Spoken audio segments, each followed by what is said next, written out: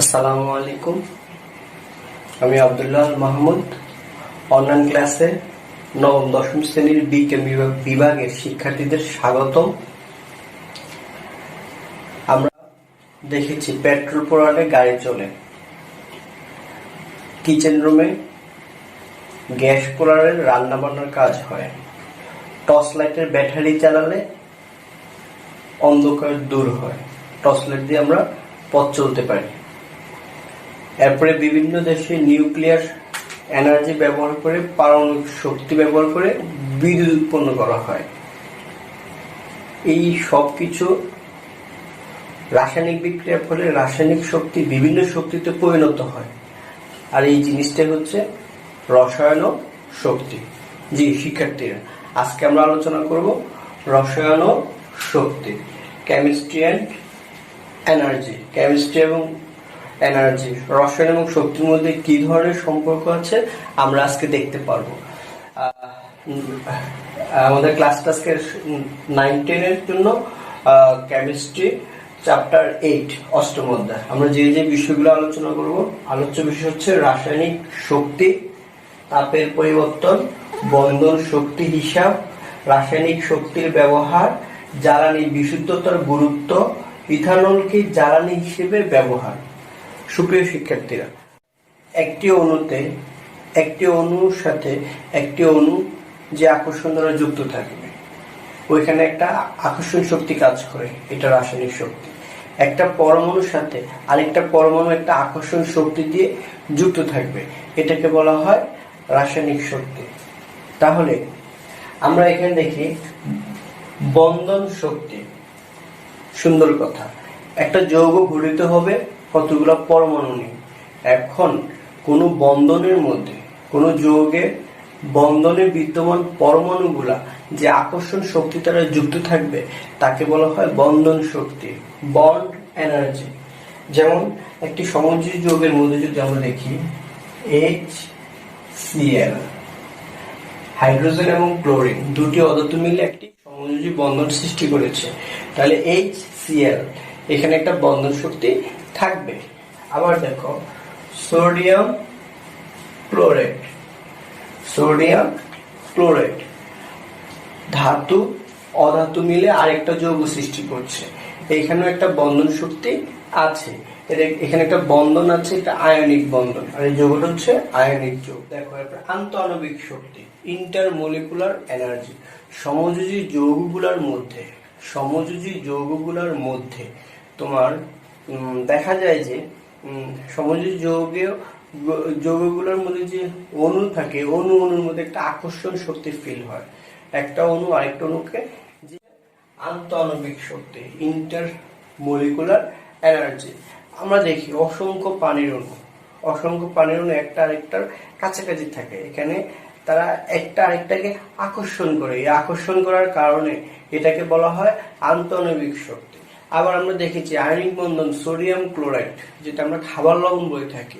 খাবার লবণের ক্ষেত্রে দেখেছি যে একটা সোডিয়ামের চারদিকে, যেমন একটা সোডিয়াম কণার চারদিকে ক্লোরিন নেগেটিভ আয়নগুলো ঘিরে রাখবে।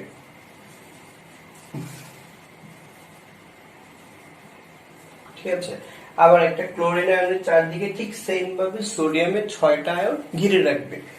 এখন একটা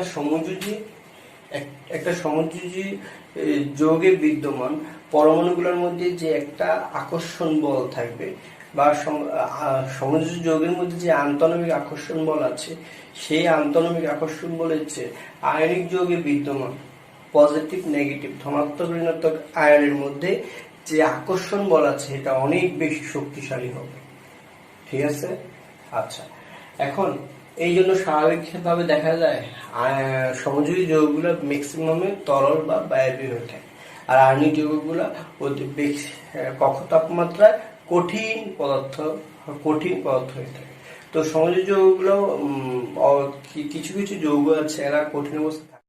পূর্বে সকল প্রকার শক্তির একক ধরা হতো ক্যালোরিকে। ক্যালোরি কাকে বলে? আমরা যদি ক্যালোরির সংজ্ঞাটা লিখি, 1 গ্রাম বিশুদ্ধ পানির তাপমাত্রা 1 ডিগ্রি 1 গ্রাম বিশুদ্ধ পানির তাপমাত্রা 1 ডিগ্রি সেলসিয়াস বৃদ্ধি করতে যে পরিমাণ তাপ শক্তির প্রয়োজন হয় তাকে বলা হয় 1 ক্যালোরি। 1 গ্রাম বিশুদ্ধ পানির তাপমাত্রা 1 ডিগ্রি সেলসিয়াস বৃদ্ধি করতে যে পরিমাণ তাপ প্রদান করতে হবে তাকে বলা হয় 1 ক্যালোরি, CAL, ক্যালোরি দেব। এখন 1 কিলো ক্যালোরি, 1 কিলো ক্যালোরি সমান কি? 1 কিলো ক্যালোরি সমান 1000 ক্যালোরি। 1 কিলো ক্যালোরি সমান 1000 ক্যালোরি। তারপরে বর্তমানে যত প্রকার শক্তি আছে সকল প্রকার শক্তির একক হচ্ছে জুল। আন্তর্জাতিকভাবে সকল প্রকার শক্তির একক নির্ধারণ করা হয়েছে জুল। তাহলে জুলের সংজ্ঞাটা কি হবে? জুলের সংজ্ঞাটা হচ্ছে 1 নিউটন। কোন বস্তুর উপর 1 নিউটন বল প্রয়োগ করলে যদি বলের দিকে বস্তুটার 1 মিটার সরণ ঘটে তাহলে যেই পরিমাণ কাজ সম্পন্ন হবে ওই পরিমাণ কাজকে বলা হয় 1 জুল। জুলকে যে দ্বারা প্রকাশ করা হয়। আবার বলছি, কোন বস্তুর উপর 1 নিউটন বল প্রয়োগ করলে বস্তুটার যদি বলের দিকে সরণ ঘটে মানে সরে যায়, তাহলে 1 মিটার সরে যায়, তাহলে যে পরিমাণ কাজ সম্পন্ন হবে তাকে বলা হয় 1 জুল। তাই কি বলা হয়? 1 জুল। আবার 1 কিলো জুল সমান কি হবে? 1 কিলো জুল সমান 1000 জুল। 1 কিলো জুল সমান 1000 জুল। আচ্ছা, এখন জুল এবং ক্যালোরির মধ্যে একটা সম্পর্ক আছে। জুল এবং ক্যালোরির মধ্যে সম্পর্কটা কি?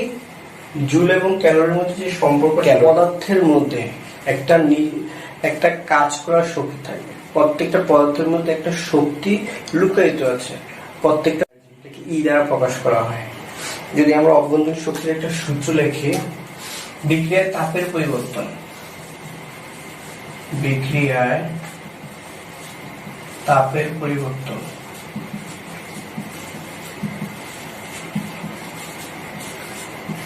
ডেল এইচ দিয়ে যদি প্রকাশ করি তাহলে উৎপাদ পদার্থের মোট অভ্যন্তরীণ শক্তি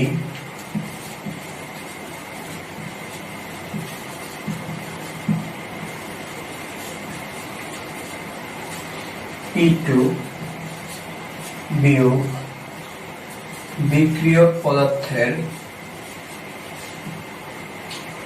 মোট অভ্যন্তরীণ শক্তি E1, মানে মেইন সূত্র দ্বারা del H equal to E2 minus E1। Del H equal to কি দ্বারা? E2 minus E1। দেখো, E1 হচ্ছে বিক্রিয়কগুলোর মোট অভ্যন্তরীণ শক্তি আর E2 হচ্ছে উৎপাদগুলোর মোট অভ্যন্তরীণ শক্তি। এখন যদি তাপ উৎপাদী বিক্রিয়া হয়, তাপ উৎপাদী বিক্রিয়ার ক্ষেত্রে বিক্রিয়কের অভ্যন্তরীণ শক্তির পরিমাণ বেশি হবে। সাপোজ আমরা যদি ধরি বিক্রিয়কগুলোর অভ্যন্তরীণ শক্তি হচ্ছে 60 কিলো জুল পার মোল আর উৎপাদন হচ্ছে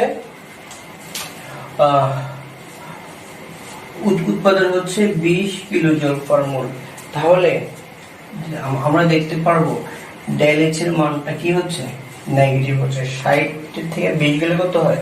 40। আর যেহেতু বড় সংখ্যাটা হচ্ছে মাইনাস এর, এই জন্য চিহ্নটা হবে মাইনাস। এই জন্য আমরা দেখি ডেল এইচ এর ক্ষেত্রে মানে তাপ উৎপাদী বিক্রিয়কের ক্ষেত্রে ডেল এইচ এর মান নেগেটিভ আসবে। অভ্যন্তরীণ শক্তির ক্ষেত্রে এটা হবে। আবার এটা হলো তাপ উৎপাদী।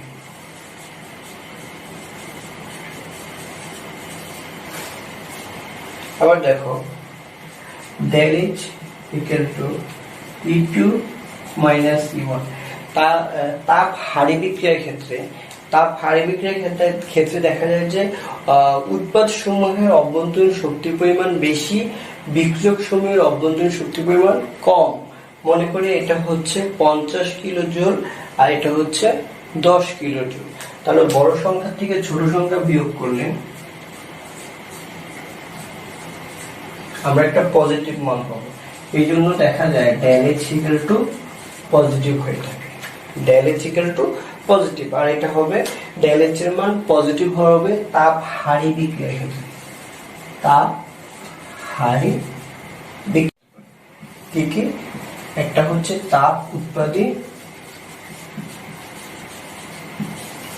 উৎপাদী বিক্রিয়া, এক্সোথার্মিক রিঅ্যাকশন, আর একটা হচ্ছে তাপ হারি বিক্রিয়া,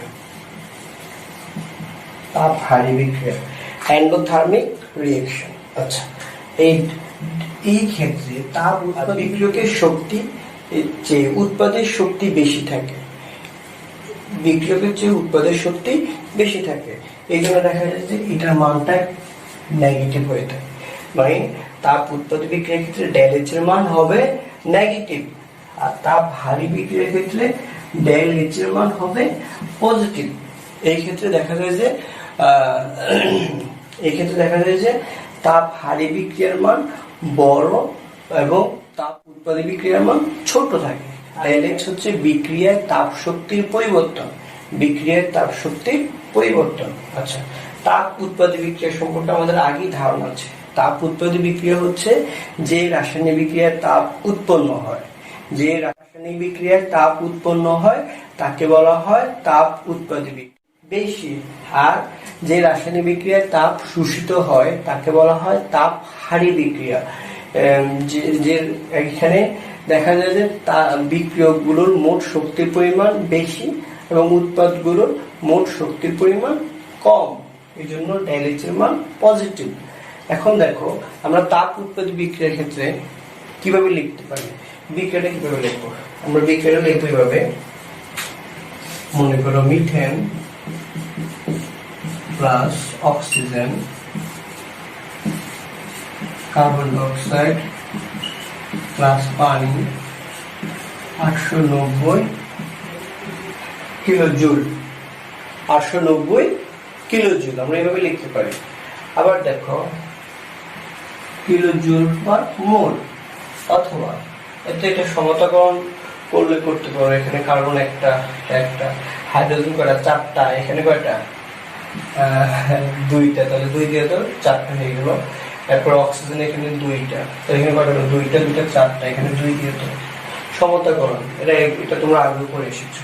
এই বিক্রিয়াটাকে আমরা এইভাবে লিখতে পারি, এটা তাপ উৎপাদী বিক্রিয়া, উৎপাদের সাথে তাপ যোগ হয়েছে, তার মানে তাপ উৎপাদী বিক্রিয়া। আবার দেখো এটাকে এইভাবে লিখতে পারি, methane plus 2O2, carbon dioxide plus 2H2O, del H এর মান নেগেটিভ 890। তাহলে আমরা কি লিখতে পারি, এটা কিভাবে লেখা যায়, methane plus oxygen, carbon dioxide plus পানি, del H equal to minus 890 kilojoule per mole, ঠিক আছে? এবং এইভাবে বিক্রিয়া লিখতে পারি, যত তাপ উৎপাদী বিক্রিয়া আছে এইভাবে লিখতে পারি। ওকে, আচ্ছা, এরপরে দেখো তাপ হারি বিক্রিয়াটা আমরা কিভাবে লিখতে পারি। তাপ হারি বিক্রিয়ার ক্ষেত্রে মনে করি একটা নাইট্রোজেন আর অক্সিজেন বিক্রিয়া করে কি উৎপন্ন করলো, 180 কিলোজুল তাপ শোষণ করে সে কি করলো, নাইট্রিক অক্সাইড উৎপন্ন করলো। ওকে, নাইট্রোজেন অক্সিজেন প্লাস 180 কিলোজুল সে নাইট্রিক অক্সাইড উৎপন্ন করলো। এখানে তাপ বিক্রিয়কের তাপ যুক্ত হয়েছে, তার মানে তাপ হারি, এখানে বিক্রিয়ার তাপ দিতে হয়েছে। অথবা তুমি এটাকে এভাবে প্রকাশ করতে পারো, নাইট্রোজেন প্লাস অক্সিজেন, তো 2 nitric oxide, del H equal to কত, plus 180 kilojoule per mole. Okay, তাহলে আমরা এটা এইভাবে লিখতে পারি। ওকে, ডেল এইচ এর মান যখন তাপ হারি বিক্রিয়া করবে ডেল এইচ এর মান প্লাস 180, যখন তাপ উৎপাদী বিক্রিয়া করবে ডেল এইচ এর মান নেগেটিভ। ওকে, আমরা এটা দিতে হবে, এটা মনে রাখবো। যত প্রকার তাপ হারি তাপ উৎপাদী বিক্রিয়া আছে সবগুলোর ক্ষেত্রে তাপ উৎপাদী বিক্রিয়ার ক্ষেত্রে ডেল এইচ এর মান হবে নেগেটিভ, তাপ হারি বিক্রিয়ার ক্ষেত্রে ডেল এইচ এর মান হবে পজিটিভ। আচ্ছা, তারপরে দেখো আমরা শক্তি হিসাব করতে গেলে আমাদেরকে প্রথমে একটা রাসায়নিক বিক্রিয়া দিবে, ওই রাসায়নিক বিক্রিয়াটা সমতাকরণ করে করতে হবে। সমতাকরণ করব, তারপরে তার গাঠনিক সংকেতগুলো দেখাবো, তারপরে বিক্রিয়কগুলোর বন্ধন শক্তি, উৎপাদগুলোর বন্ধন শক্তি বের করব। এরপরে আমরা বিক্রিয়কগুলোর বন্ধন ভাঙতে মোট প্রয়োজনীয় শক্তি বিয়োগ বিক্রিয়কগুলোর বন্ধন সৃষ্টিতে নির্গত মোট শক্তি, এটা প্রয়োগ করব। তাহলে বন্ধন শক্তি হিসাবের যে সিস্টেমটা, 1 নম্বরে রাসায়নিক বিক্রিয়াটা লিখবো, রাসায়নিক বিক্রিয়ার সমতাকরণ করব। 2 নম্বরে বিক্রিয়ক এবং উৎপাদগুলো, বিক্রিয়কের বন্ধন ভাঙার শক্তি বের করব।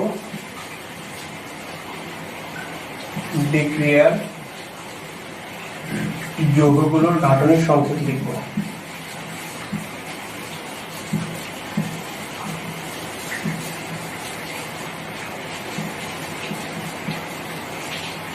গাঠনিক সংকেত লিখব। 3 নম্বরে বিক্রিয়ক এবং উৎপাদের বন্ধন শক্তি বের করব। বিক্রিয়ক ও উৎপাদের মোট বন্ধন শক্তি নির্ণয়। ঠিক আছে। এরপরে 4 নম্বরে গিয়ে আমরা ডেল এইচ এই সূত্রটা প্রয়োগ করব। ডেল এইচ বিক্রিয়ার তাপ শক্তির রূপান্তর। বিক্রিয়ায় তাপ শক্তি, বিক্রিয়ার তাপ শক্তির রূপান্তর ডেল এইচ। সূত্রটা কি হবে? বিক্রিয়কগুলোর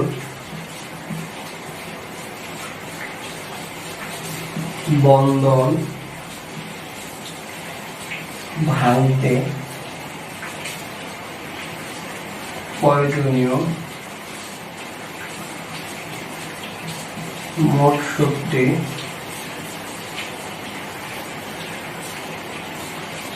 বিয়োগ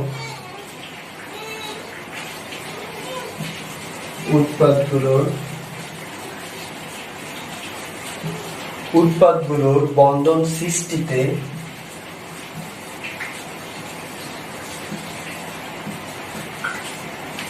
নির্গত মোট শক্তি।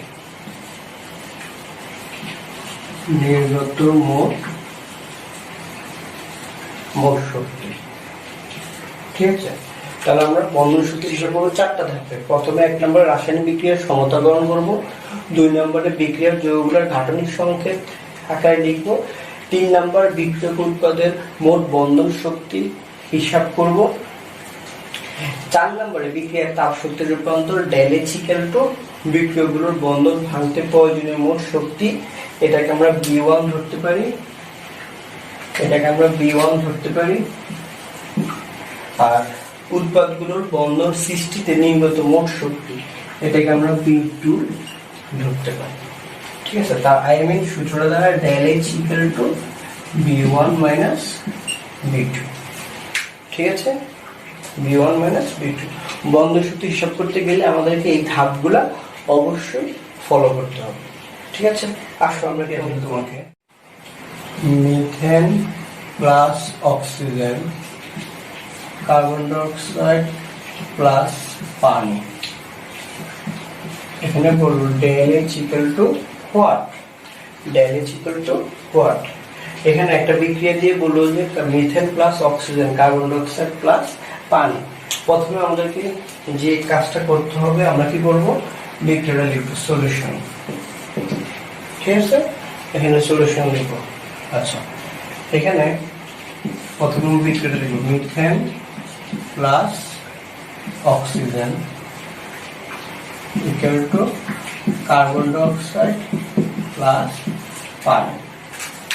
এখানে আমরা প্রথমে সমতাকরণ করবো। 1 নম্বরে বলেছে বিক্রিয়ার সমতাকরণ। এখানে কার্বন একটা ঠিক আছে, হাইড্রোজেন 4টা, এখানে হচ্ছে কয়টা? 2টা, সামনে 2 দিয়ে দিব। আচ্ছা, 4টা হয়ে গেল, 4টা হাইড্রোজেন। এখানে বিক্রিয়া 2টা 4টা অক্সিজেন, তাহলে আমরা কি করবো, এখানে সামনে 2 দিয়ে দিব, 4টা অক্সিজেন মিলে গেল। এবার আসো এবার আসলে এটা আমরা কি করবো, গাঠনিক সংকেত আকারে লিখবো। গাঠনিক সংকেত আকারে লিখছি, ঠিক আছে। সংযোগ দুই আছে।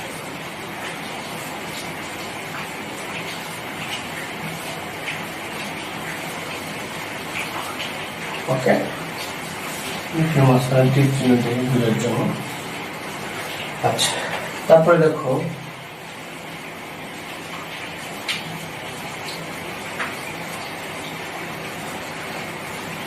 ঠিক আছে। তারপরে এখানে সিএইচ বন্ধন কয়টা, একটা, দুইটা, তিনটা, চারটা। একটা সিএইচ, দুইটা সিএইচ, তিনটা সিএইচ, চারটা সিএইচ। বা সিএইচ কয়টা, চারটা। আচ্ছা, এখানে ও কয়টা,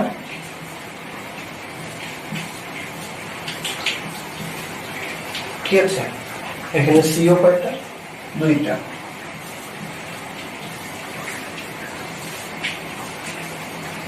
ওকে, এখানে ওএইচ কয়টা, একটা, দুইটা, সামনে দুই আছে, দুই দুগুণে চারটা।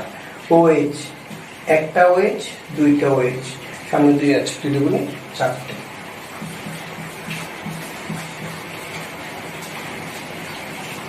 ব্র্যাকেট দিয়ে এই সিএইচ, এই বন্ধন শক্তিগুলো তোমার বইয়ে, তোমার প্রশ্নে দেওয়া থাকবে, ঠিক আছে। আর অবজেক্টিভের জন্য এগুলো মুখস্থ করে নিতে পারো। আমরা এই বন্ধনগুলো বের করি। একটা বিক্রিয়াটা কি হয়েছে তাহলে বুঝতে পারছি যে 4 মোল সিএইচ বন্ধন, 2 মোল অক্সিজেন ও বন্ধন কি করলো, রাসায়নিক বিক্রিয়া অংশগ্রহণ করে, ঠিক আছে। এই বন্ধনগুলা ভাঙতে মোট প্রয়োজনীয় শক্তি, এই বন্ধনগুলো ভেঙে 2 মোল সিও বন্ধন এবং 4 মোল ওএইচ বন্ধন সৃষ্টি হয়েছে, ঠিক আছে। যোগ করলে 6 6 12 2 এটা হচ্ছে 1, 6 6 12 2 এটা হচ্ছে 1, 10 15 5 এটা হচ্ছে 1, 10 16 6 এটা হচ্ছে 1, 3304। এবার আমরা কি করবো, এটা বিক্রিয়কের, এখানে রাসায়নিক বিক্রিয়া যে বিক্রিয়কগুলো আছে, বিক্রিয়কগুলোর বন্ধন ভাঙার মোট শক্তি আর উৎপাদগুলোর নতুন বন্ধন সৃষ্টিতে নির্গত মোট বিক্রিয়ায় তাপ শক্তির পরিবর্তন ΔH equal to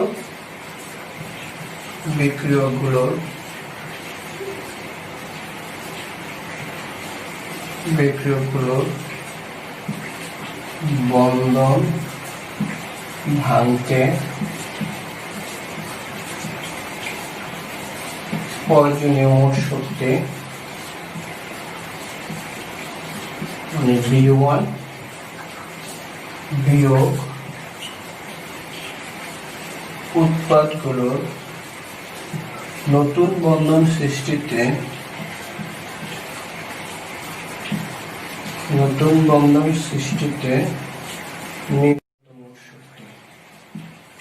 নির্গত মোট শক্তি হলো V2, ঠিক আছে। তাহলে আমরা সূত্র লিখে এখন মানগুলো বসিয়ে দিব। মানগুলো বসিয়ে দিলে কি পাই, সুতরাং ΔH equal to বিক্রিয়কের, তাহলে আমরা এইভাবে ΔH এর মানগুলো বের করতে, plus hydrogen ammonia ΔH equal to 1, ঠিক আছে। তারপরে methane plus chlorine carbon tetrachloride plus HCl ΔH equal to what, nitrogen plus oxygen equal to nitric oxide ΔH equal to what। কেমন, আমরা এই বিক্রিয়াগুলো করার চেষ্টা করব। প্রত্যেকটা ΔH আমরা একই নিয়মে বের করে সমাধান করার চেষ্টা করো।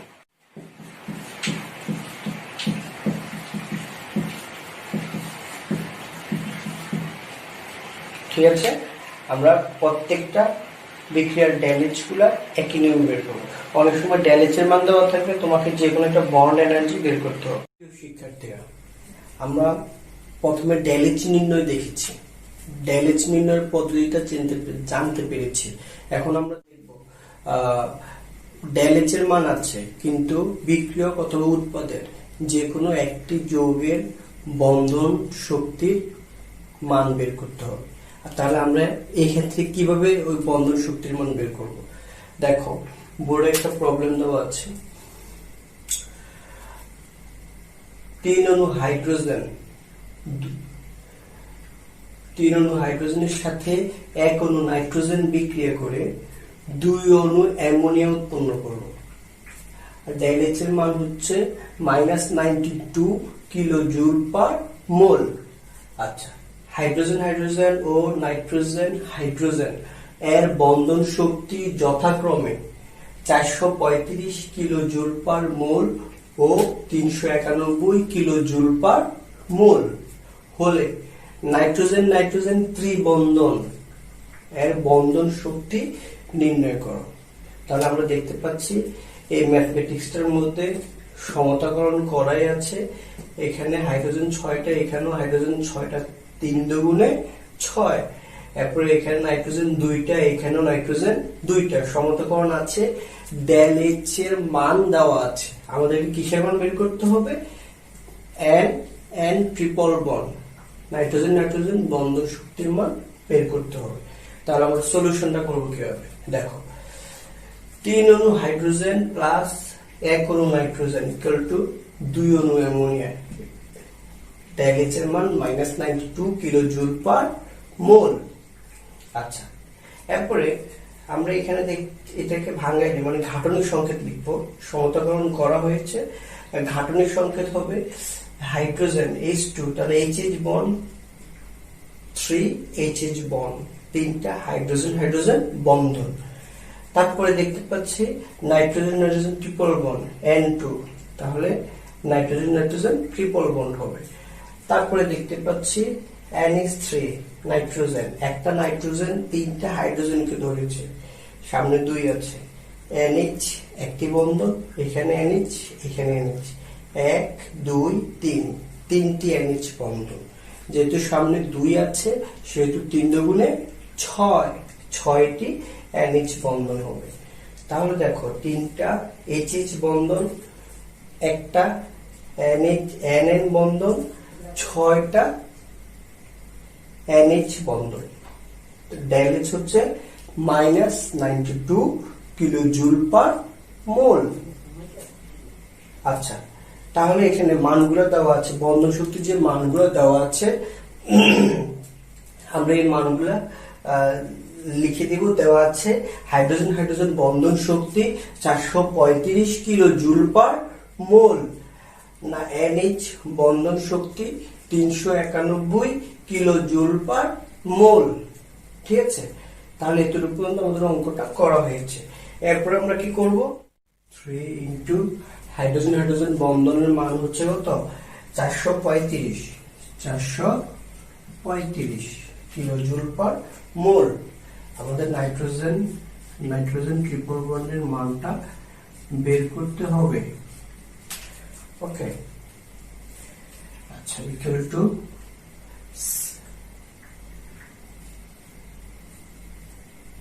কি পেয়েছি আমরা এখানে? আমরা পেয়েছি 6। NH বন্ধন শক্তির মান কত? NH বন্ধন শক্তির মান হচ্ছে 391। ঠিক আছে, আচ্ছা,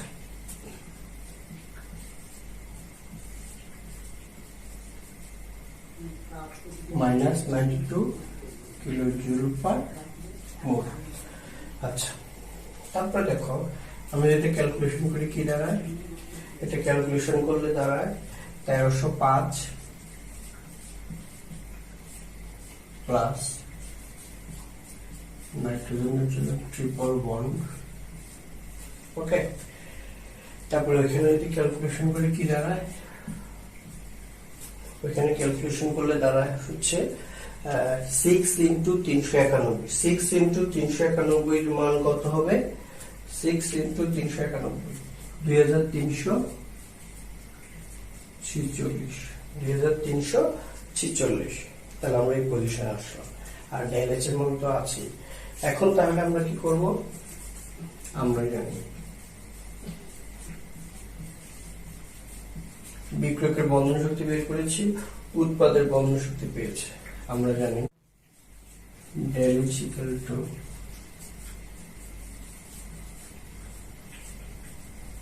বিক্রিয়কের বন্ধন ভাঙার শক্তি, বিক্রিয়কের বন্ধন ভাঙার শক্তি বিয়োগ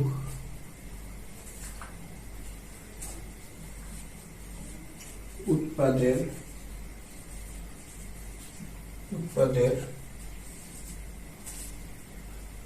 বন্ধন সৃষ্টিতে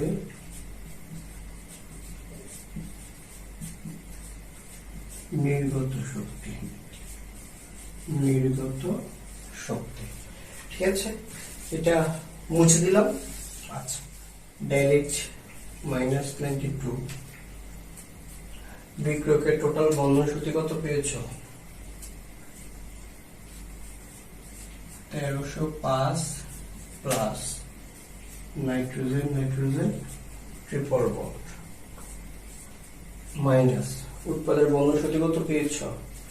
2346। ঠিক আছে। আচ্ছা, তারপরে দেখো -92 ঠিক থাকবে, ইকুয়াল টু 1305 2346 থেকে বিয়োগ করলে কত হবে? গুড, ক্যালকুলেশন করলে আমরা পাই 1041 বিয়োগ 1041। ঠিক আছে। আচ্ছা, এখন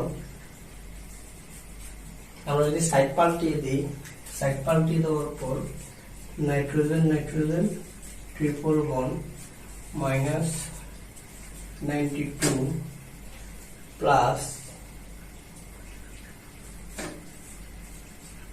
41, মানে এই সমান সমানের এই অংশটা এই পাশে নিয়ে আসলাম, -92 এই পাশে নিয়ে গেলাম। তাহলে এখান থেকে যদি আমার -1041 যায়, তাহলে এটা প্লাস হয়ে যাবে 1041। তাহলে আমরা এখানে কি পাচ্ছি? মানটা কত আসছে? 949 কিলোজুল পার মোল। জি শিক্ষার্থীরা, আমরা তিনটা এইচএস বন্ধন পেয়েছিলাম। তো 3 ইন্টু এইচএস বন্ড এনার্জি 435, তারপরে NN ট্রিপল বন্ড, ঠিক আছে, সমান চিহ্ন 6 ইন্টু আমরা NH বন্ধন পেয়েছিলাম 6টা, 6 ইন্টু 391। তোমাদের প্রশ্নেই দেওয়া থাকবে এটা। আর del H equal to কি হবে এখানে? del H equal to -92 kilojoule per mole. আচ্ছা, তারপরে লাইনে দেখো এই দুইটা গুণ করলে হয় 1305, NN ট্রিপল বন্ড এই 6 কে 391 দিয়ে গুণ করলে হবে 2346। তাহলে আমরা del H সূত্রটা অ্যাপ্লাই করব। del H equal to বিক্রিয়কের বন্ধন ভাঙার শক্তি বিয়োগ উৎপাদের বন্ধন সৃষ্টিতে নির্গত শক্তি। তাহলে del H এর মান -92 equal to 1305 plus nitrogen triple bond -2346। এতটুকু হলো বিক্রিয়কের মোট বন্ধন ভাঙার শক্তি, আর এটা হলো উৎপাদের বন্ধন সৃষ্টিতে নির্গত শক্তি। তাহলে আমরা এখানে 2346 থেকে 1305 বিয়োগ করলে পাই 1041। আর নাইট্রোজেন ট্রিপল বন্ড এই অংশটা এদিকে নিয়ে আসলাম, -92 ওই পাশে নিয়ে গেলাম। ঠিক আছে, নিয়ে যাওয়ার পর এই যে -1041 সেটা ওই পাশে গেলে কি হবে? 1041 -92 1041 প্লাস 1041, তাহলে থাকবে কত? ক্যালকুলেশন করলে 949 কিলো জুল পার মোল, 949 কিলো জুল পার মোল। আশা করি এই টাইপের প্রবলেমগুলো তোমরা সমাধান করতে পারবে। আমি এরকম একটা সমাধান 98 কিলো জুল পার মোল, ঠিক আছে? আশা করি তোমরা প্রবলেমটা সলভ করতে পারবে। ওকে, জি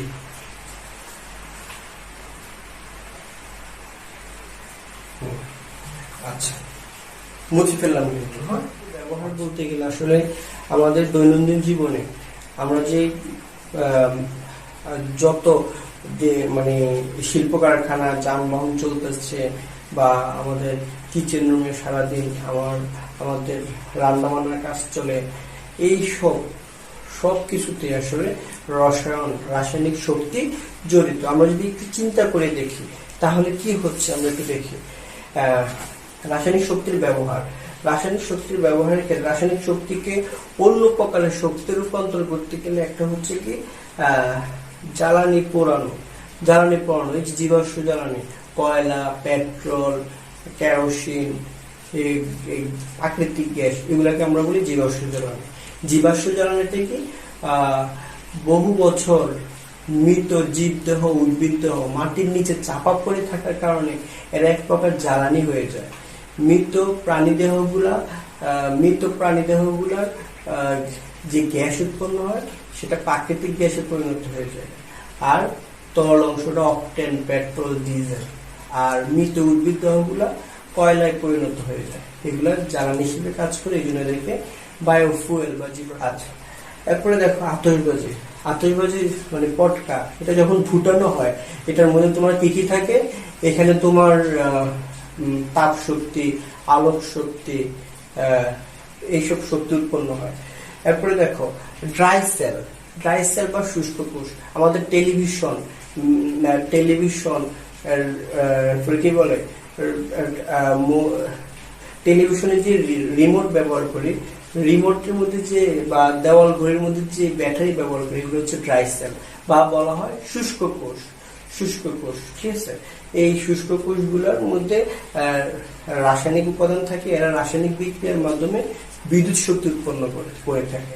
আচ্ছা, আমরা এইগুলা পরবর্তীতে আরো বিস্তারিত জানতে পারবো। এরপরে যেটা আসছে ডেনিয়েল সেলটা কি? ডেনিয়েল সেলটা হচ্ছে বা এটা গ্যালভানিক কোষ বলা হয়। ডেনিয়েল সেল হচ্ছে একটা পাত্রের মধ্যে জিঙ্ক সালফেটের দ্রবণ নিবা, এটার মধ্যে জিঙ্ক দণ্ড প্রবেশ করাবা, আর একটা পাত্রের মধ্যে কপার সালফেটের দ্রবণ নিবা, কপার দণ্ড প্রবেশ করাবা। এরপরে এটা তোমাটার মধ্যে দুইটা দণ্ডের মধ্যে তার যে সংযুক্ত করে দিলে রাসায়নিক বিক্রিয়া থেকে বিদ্যুৎ শক্তি উৎপন্ন হবে। এটাকে বলা হয় ডেনিয়েল সেল। আমরা পরবর্তীতে এগুলো নিয়ে ডিটেলস আলোচনা করব। তো ডেনিয়েল সেলে যে বিক্রিয়াটা হয়, একটু আমরা বিক্রিয়াটা দেখে নিই। ডেনিয়েল সেলের কি বিক্রিয়াটা হয়?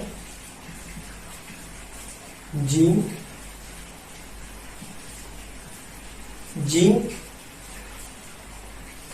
কপার সালফেট একসাথে বিক্রিয়া করে কি উৎপন্ন করবে?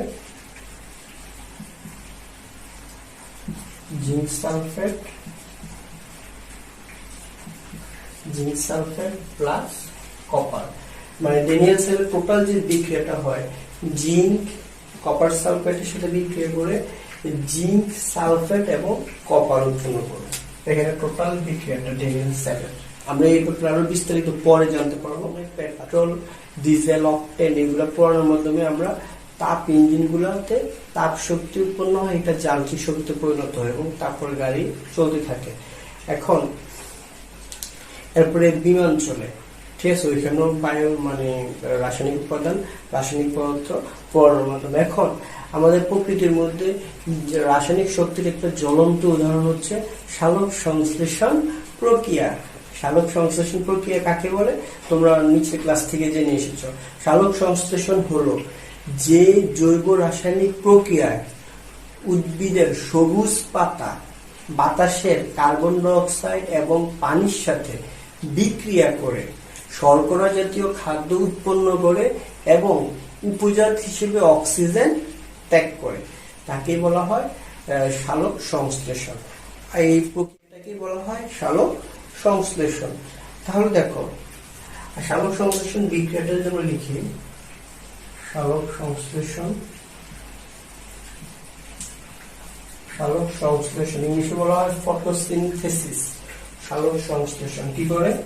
কার্বন ডাই অক্সাইড 6 অণু কার্বন ডাই অক্সাইডের সাথে 12 অণু পানি বিক্রিয়া করবে। এখানে কি কি লাগবে? এখানে লাগবে সূর্যালোক, সূর্যালোক, আর কি লাগবে? Chlorophyll, chlorophyll. সূর্যালোক এবং ক্লোরোফিল উপস্থিতিতে উদ্ভিদের সবুজ পাতা বাতাসের কার্বন ডাই অক্সাইড এবং পানির সাথে বিক্রিয়া করে কি উৎপন্ন করবে? শর্করা জাতীয় খাদ্য C6H12O6, শর্করা। রাসায়নিক শক্তি যথাযথ ব্যবহারটা কি? দেখো, আমরা যে জীবাশ্ম জ্বালানি ব্যবহার করি, মানে কয়লা, পেট্রোল, ডিজেল, প্রাকৃতিক গ্যাস, এগুলা প্রতি বছর 21.3 বিলিয়ন, ঠিক আছে, কি পরিমাণ কার্বন ডাই অক্সাইড প্রকৃতির মধ্যে মিশে যাচ্ছে। তাহলে আমরা যদি এটা চিন্তা করি, কত ভয়ঙ্কর ব্যাপার প্রকৃতির জন্য। আমাদের কি হবে? দেওয়ালের টাইলস নষ্ট হয়ে যাবে। এসিড বৃষ্টি যখন জলাশয়ে পড়বে, জলাশয়ের পানির অম্লের পরিমাণ বেড়ে যাবে, ঠিক আছে, পানি অম্লীয় হয়ে যাবে। পরে মানে জলজ প্রাণীগুলা সব মারা যাবে, জলজ উদ্ভিদগুলো মারা যাবে। এরপরে আমাদের কি হবে? প্রাণীগুলোর ব্যাপক ক্ষতি সাধন হবে। কেমন?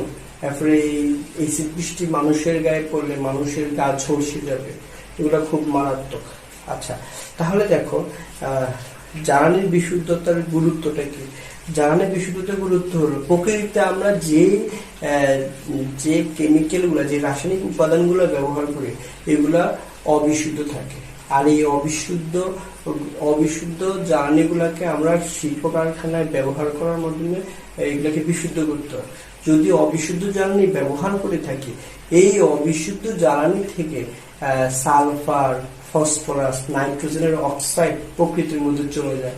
এই প্রকৃতির মধ্যে এই অক্সাইড গুলা বাতাসের আবার পানির সাথে বিক্রিয়া করে এসিড উৎপন্ন করবে, যা বৃষ্টির পানির সাথে এসিড বৃষ্টি রূপে ভূপৃষ্ঠে পতিত হবে। কিভাবে এসিড বৃষ্টি সৃষ্টি হয় আমরা এটা দেখি, যে আমরা জ্বালানি বিশুদ্ধতার গুরুত্ব নিয়ে আলোচনা করছি। আচ্ছা, এসিড বৃষ্টি, এসিড বৃষ্টি কিভাবে সৃষ্টি হয়? এসিড বৃষ্টি দেখো, এসিড বৃষ্টি যদি কার্বন ডাই অক্সাইড উৎপন্ন হয়, কার্বন ডাই অক্সাইড পানির সাথে বিক্রিয়া করে কি উৎপন্ন করবে? কার্বনিক অ্যাসিড উৎপন্ন করবে। কার্বন ডাই অক্সাইড পানির সাথে বিক্রিয়া করে কার্বনিক অ্যাসিড উৎপন্ন করবে। তারপরে কি করবে? সালফার ডাই অক্সাইড অক্সিজেনের সাথে বিক্রিয়া করে সালফার ট্রাই অক্সাইড উৎপন্ন করবে। সালফার ট্রাই অক্সাইড কি করবে? আবার পানির সাথে যুক্ত হয়ে সালফিউরিক অ্যাসিড উৎপন্ন করবে, H2SO4, ঠিক আছে। এরপরে কি হবে? নাইট্রিক অক্সাইড, পানি, অক্সিজেন, নাইট্রিক অক্সাইড, পানি, অক্সিজেন বিক্রিয়া করে কি উৎপন্ন করবে? নাইট্রিক অ্যাসিড উৎপন্ন করবে। দেখো, এসিড বৃষ্টি কিভাবে সৃষ্টি হচ্ছে। এই যে অবিশুদ্ধ জ্বালানি ব্যবহার করলে এগুলা থেকে যে অক্সাইড গুলা নির্গত হবে, এই অক্সাইড গুলা বাতাসের পানির সাথে বিক্রিয়া করে কার্বন ডাই অক্সাইড পানির সাথে বিক্রিয়া করে কার্বনিক অ্যাসিড উৎপন্ন করবে। সালফার ডাই অক্সাইড অক্সিজেনের সাথে বিক্রিয়া করে সালফার ট্রাই অক্সাইড উৎপন্ন করবে। সালফার ট্রাই অক্সাইড পানির সাথে বিক্রিয়া করে সালফিউরিক উৎপন্ন করবে। এরা যখন বৃষ্টির পানির সাথে ভূপৃষ্ঠে পতিত হবে, ওই সময় এটা অ্যাসিড বৃষ্টি হিসেবে পতিত হবে। আর অ্যাসিড বৃষ্টির ক্ষতিকর প্রভাব আমরা আলোচনা করি। photochemical smoke, photochemical smoke বা এটাকে বলা হয় ফটোকেমিক্যাল ধোঁয়া। আচ্ছা, ফটোকেমিক্যাল ধোঁয়াটা কি? যানবাহন থেকে নির্গত ধোঁয়ায়, যানবাহন থেকে নির্গত ধোঁয়ায় তোমার কি থাকে? কার্বন মনোক্সাইড, এরপরে কি থাকে? নাইট্রাস অক্সাইড, এরপর অব্যবহৃত জ্বালানি যেমন মিথেন, এগুলো উপস্থিত থাকে। আর এরা সূর্যের উপস্থিতিতে রাসায়নিক বিক্রিয়ার ফলে এক প্রকার মানে ধোঁয়াশার সৃষ্টি করে। এই ধোঁয়াশার সৃষ্টি করে, কুয়াশার মতো ধোঁয়াশা সৃষ্টি করবে। এটাকে বলা হয় ফটোকেমিক্যাল স্মোক বা ফটোকেমিক্যাল ধোঁয়া। আমরা আজ থেকে 4-5 মাস আগে ভারতের রাজধানী নয়াদিল্লিতে দেখেছি, ওইখানে বাতাসের মধ্যে প্রচুর পরিমাণে এই ফটোকেমিক্যাল স্মোক সৃষ্টি হয়েছিল। এখানে শিল্প কারখানা বেশি হওয়ার কারণে এই ধরনের ধোঁয়াশার সৃষ্টি হয়েছে। আর এগুলো অবশ্যই কি করবে, এই ফটোকেমিক্যাল ধোঁয়াগুলা ওজোন স্তরের ক্ষতি করবে। ওজোন স্তরটা কি, আমাদের বায়ুমণ্ডলের উপর একটা কি আছে, ওজোনের একটা লেয়ার আছে।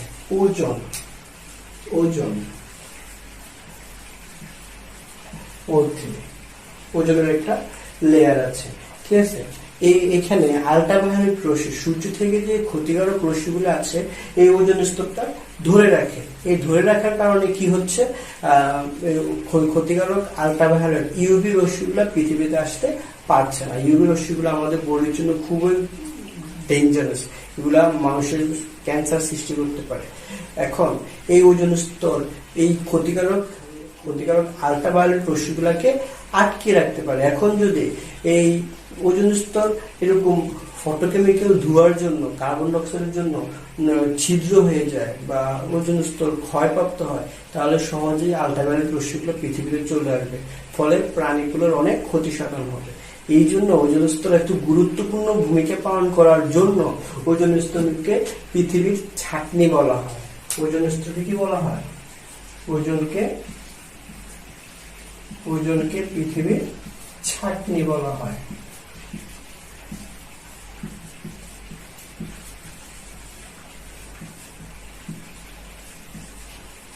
ওজনকে পৃথিবীর ছাঁকনি বলা হয় কেন, এটা হলো মেইন। তারপরে আমরা যে বিষয় নিয়ে আলোচনা করবো, রাসায়নিক শক্তির ব্যবহারের নেতিবাচক প্রভাব। রাসায়নিক শক্তি ব্যবহার আমরা কিছুক্ষণ আগেই বলেছি, আমরা যে জীবাশ্ম জ্বালানি ব্যবহার করি, প্রতি বছর এখান থেকে 21.3 billion metric ton carbon dioxide নির্গত হয়। এই নির্গত কার্বন ডাইঅক্সাইডের অর্ধেক প্রাকৃতিকভাবে প্রকৃতির প্রয়োজনে নিয়ে যায়, যেমন সালোক সংশ্লেষণ প্রক্রিয়ার মধ্যে গাছপালা গ্রহণ করছে। এবার প্রকৃতির মধ্যে অর্ধেক কার্বন ডাইঅক্সাইড চলে যাচ্ছে, বাকি অর্ধেক কার্বন ডাইঅক্সাইড আমাদের এই পৃথিবীর মধ্যে থেকে যাচ্ছে। এখন এই কার্বন ডাইঅক্সাইড একটু ভারী হওয়ার কারণে এরা বায়ুমণ্ডলের নিচে গিয়ে একটা লেয়ার সৃষ্টি করবে, একটা কার্বন ডাইঅক্সাইড একটা স্তর সৃষ্টি করবে। এই স্তরের কারণে পৃথিবীতে যে সূর্যালোক আসবে, এই সূর্যালোক আবার ব্যাক করে পৃথিবী থেকে কেন করে না, কার্বন ডাইঅক্সাইড এই অতিরিক্ত সূর্যের তাপটাকে ধরে রাখে, ফলে পৃথিবী উত্তপ্ত হয়ে যায়। পৃথিবী উত্তপ্ত হয়ে যাওয়ার কারণে এটাকে বলা হয় গ্লোবাল ওয়ার্মিং। এটাকে কি বলে, গ্লোবাল ওয়ার্মিং। দেখো, গ্লোবাল ওয়ার্মিং,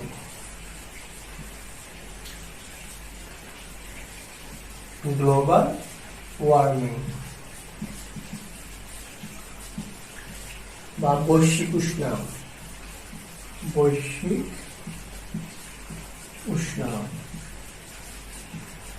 ওকে, গ্লোবাল ওয়ার্মিং ঘটে। এই কার্বন ডাইঅক্সাইড অতিরিক্ত তাপ ধরে রাখার কারণে পৃথিবীকে উত্তপ্ত করে ফেলে। এই পৃথিবীর তাপমাত্রা বেড়ে যাওয়ার এই প্রক্রিয়াটাকে বলা হয় গ্লোবাল ওয়ার্মিং। এখন এটা হচ্ছে শীত প্রধান দেশে শীতের আক্রমণ থেকে সবুজ গাছপালাকে রক্ষা করার জন্য এখানে একটা কাচের ঘর তৈরি করা হয়।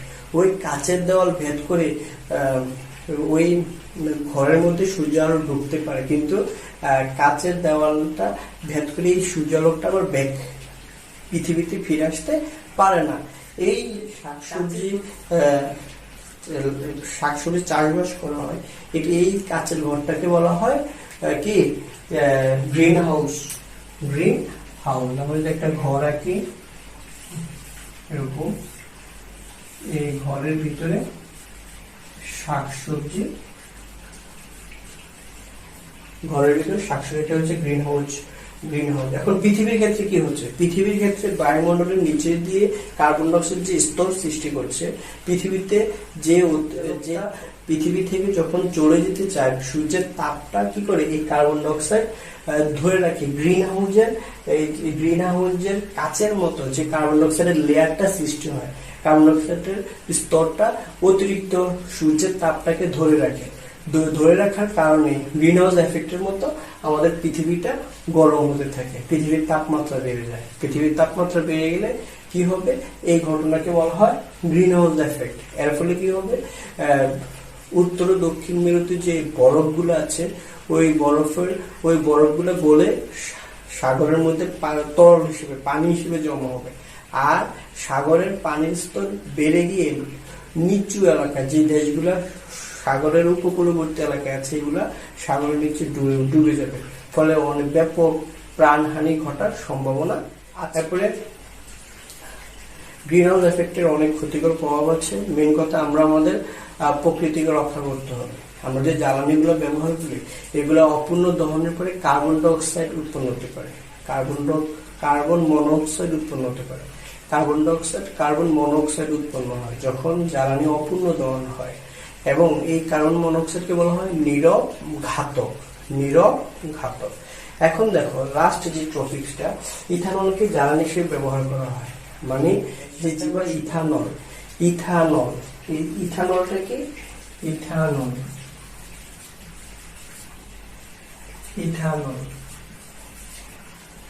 ইথানলকে বলা হয় অ্যালকাইল অ্যালকোহল,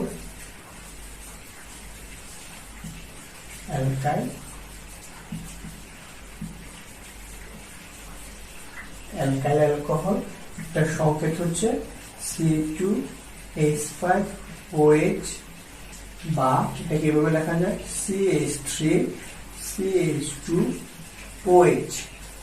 ইথানল হচ্ছে অ্যালকাইল অ্যালকোহল, ঠিক আছে।